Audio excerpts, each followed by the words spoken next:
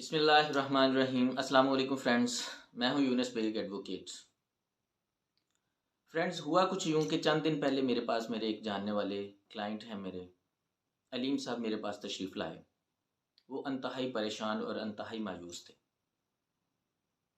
ना तो वो कहीं बाइज़्ज़त नौकरी कर सकते थे, ना वो कहीं अपना कारोबार या कोई दुकान या कोई ठेला लगा सकते थे, ना किसी किस्म की कोई नौकरी कर सकते थे। वो अंतहाई परेशान और मायूसी के आलम में थे।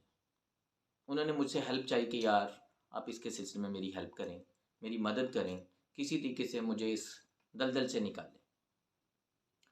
आए रोज़ जो मकामी पुलिस थी, उनको पकड़ कर थाने ले जाती थी।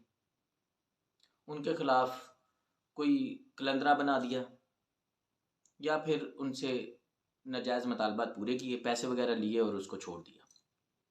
बदकिस्मती ये थी कि उसके ख़िलाफ़ कोई 392 के 2-3 मुकदमात थे जिनमें वो बरी हो चुका था। लेकिन इसके बावजूद उसको बाइज़्ज़त रोज़गार कमाने की इजाज़त नहीं, बाइज़्ज़त ज़िंदगी गुजारने की इजाज़त नहीं है उसको। पुलिस आपको मजबूर करती है कि जिस माहौल को आपने छोड़ा है, जिससे तौबा ताइब हुए हैं, आप दोबारा से उसी माहौल में चले जाएँ। फ्रेंड्स, हमारा जो मुआशरा है इसमें बेशुमार बुराइयाँ पाई जाती हैं। जो हमारे नौजवान हैं, बड़े अच्छे ख़ानदानों के बच्चे और नौजवान लड़के हैं, जो माशरती बुराइयों का शिकार होकर इस तरह के घिनौने जराइम में मुलव्वस हो जाते हैं। अब बदकिस्मती से या तो आप इस जुर्म में मुलव्वस हैं या इस जुर्म में मुलव्वस नहीं हैं। कोई पॉलिटिकली आपको विक्टिमाइज़ किया गया है, आपके ऊपर कोई एफआईआर दर्ज कर दी गई है, या फिर बेशुमार ऐसे मामलात भी होते हैं कि जब एक मुकदमा किसी 392 का किसी के ऊपर दर्ज हो जाता है, तो मुख्तलिफ थानों की पुलिस जो है वो उसको पकड़ कर अपने थानों में ले जाती है और जो मुकदमात पेंडिंग होते हैं, अपने मुकदमात को यकसू करने के लिए, अपनी कारकर्दगी को बढ़ाने के लिए, बग़ैर सोचे समझे वो इस ज़ुल्म का इर्तिकाब करते हैं। उसके ऊपर नाजायज़ जो 392 और 395 के मुकदमात हैं, वो डाल देते हैं और उसको जेल भेज देते हैं। और सिर्फ़ इसका मकसद होता है कि अपनी कारकर्दगी को बेहतर बनाना।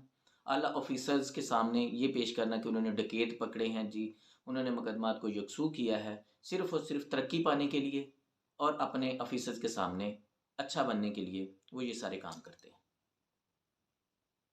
अब वो अलीम साहब 5 बहनों के वाहिद इकलौते भाई और अपने वालिदैन का इकलौता सहारा हैं।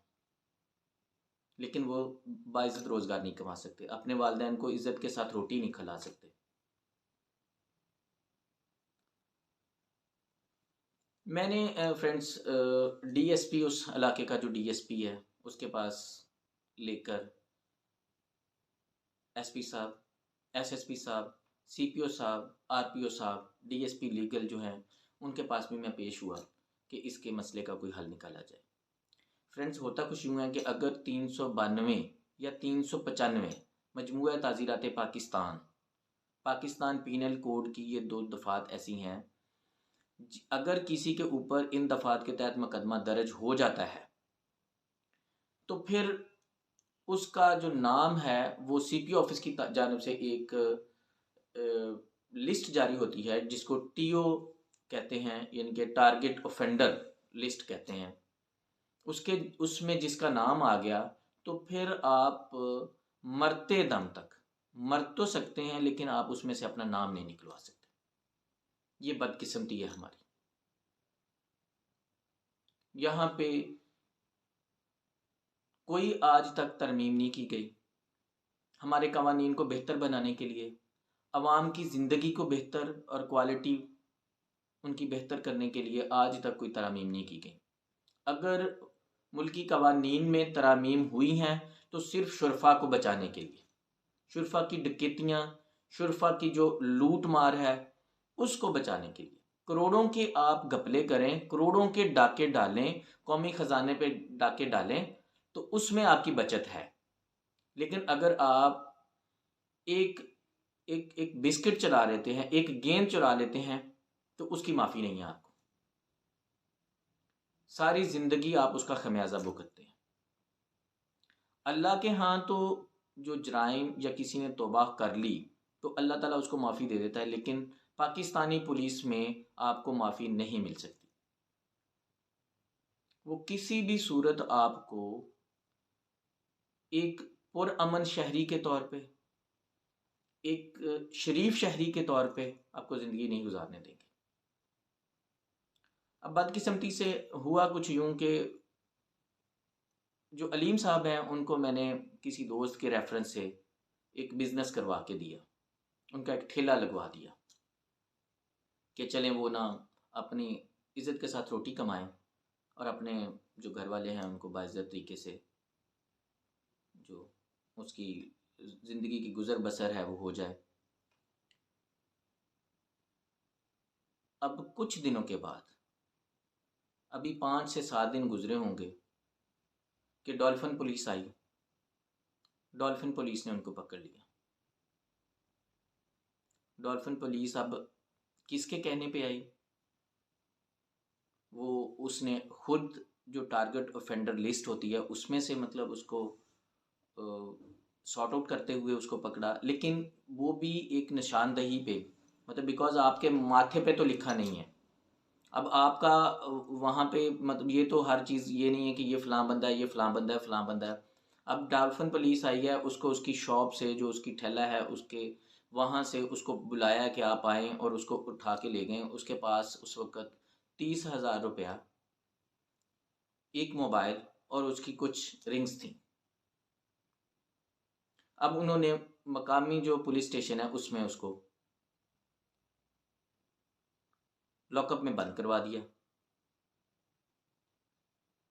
अब जब उनकी तसल्ली हो गई, जब उनका बार्गेनिंग हो गई, कोई पैसे लेने देने थे, वो जो मामला थे, जब उसको छोड़ा गया तो उसने अपनी जो चीज़ें थीं 30,000 रुपया, अपना मोबाइल और अपनी जो रिंग्स थी उसका मुतालबा किया। लेकिन बदकिस्मती कि उसको वो चीज़ें नहीं दी गई।